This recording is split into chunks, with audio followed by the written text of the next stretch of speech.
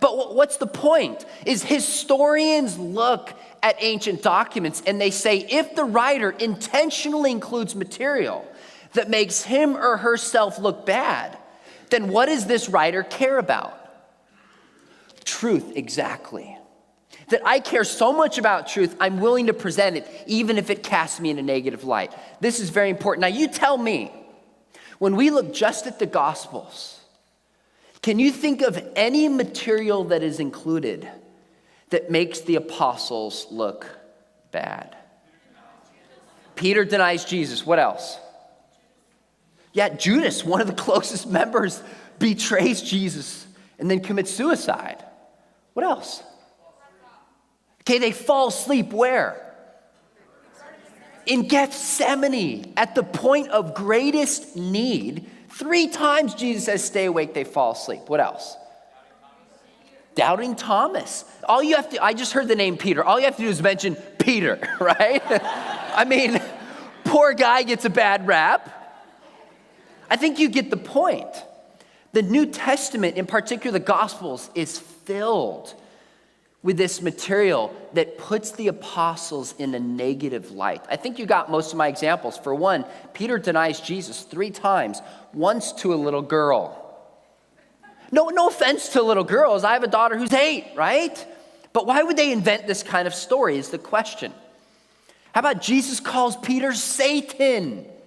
This wasn't a joke, right? It's not like they were having a showdown of your mama jokes and Jesus is like, you're Satan. He's like, all right, you win. Like, sometimes students get this kind of impression. That's not what happened. Everybody stopped in their tracks.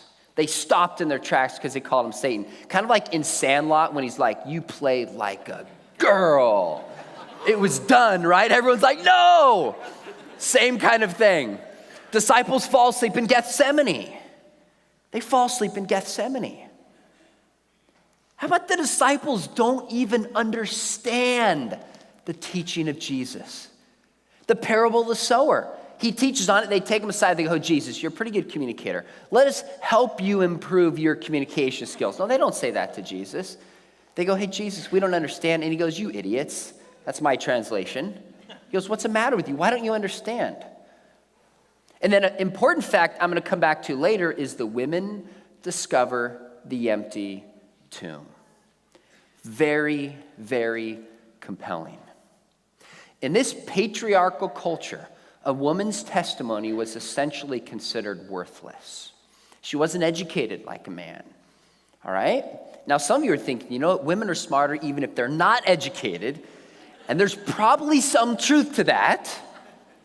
But in that culture, if you wanted to convince your contemporaries that something was true, who's the least likely people you would invent to be the witnesses?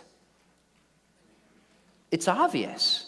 I mean, look, if men made up the story about the empty tomb, how would this story have sounded? Well, we went to the empty tomb and we easily handled those Roman guards. Moved the stone away, and then the women came and we comforted the crying women, right? They'd make themselves look like the heroes, but they're not. Why? Because they care more about truth than how they're perceived in the minds of their contemporaries. And in the Middle East, especially at this time, saving face was everything. Now, I've heard people say, well, maybe they wanted to do this. Sure, you could come up and invent some reason why maybe they included embarrassing material. All I'm asking is, do these writers have the ring of authenticity? Do you see the question? Do they sound like people who care about truth? They said, we saw it, we investigated it, we were there, eyewitnesses.